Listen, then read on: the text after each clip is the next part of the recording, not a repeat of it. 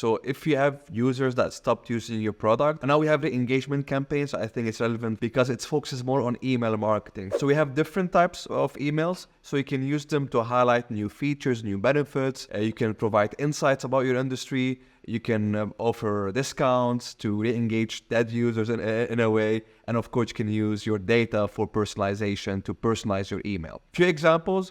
I think for re-engagement email, if someone did not sign into your product or service for the past week, 2 weeks, 3 weeks, you can send them these like emails like, hey, are you still there?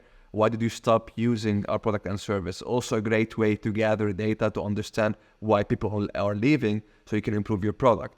So that's one tip. Another tip I think, which is my favorite, is personalization. I think one great example is Grammarly. Every week they send you like an update on how you've been using their tool and how much time you're saving by using Grammarly to write maybe more documents and to correct different sentences. So once you see this, it pushes you more and more to keep using your product because you can see the impact this tool is having on your productivity. For me, how we're using it, how GrowthLab is using it, is to provide insights. I think this is a great way to nudge your audience to use your product. One example is Robinhood. So Robinhood, it's a trading app. And yeah, they have this cool newsletter called Robinhood Snacks.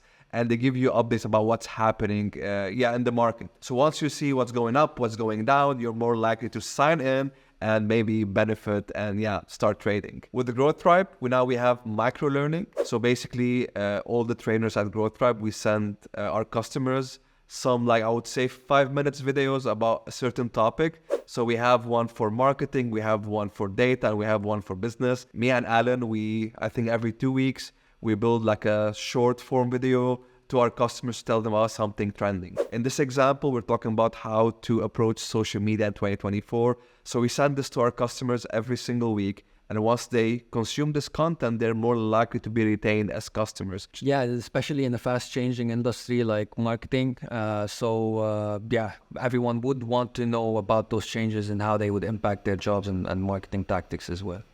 We also have this example by Copy.ai. So it's an AI tool and they also use prompts. So the more prompts, like the better your prompt is, the more results you will get. So that's why every single day they send you their daily prompt. So they want you to use their product. They want you to get the most out of it. So they send you all of these tips and tricks.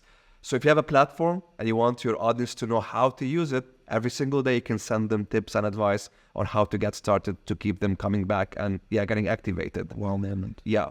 So more or less that's it. Like for scale-ups, as you mentioned, it's the same process as startups and corporates. Focus on your customer journey, identify where it's leaking the most and experiment. But our recommendation is to really emphasize on the retention stage because that's going to help you grow even more.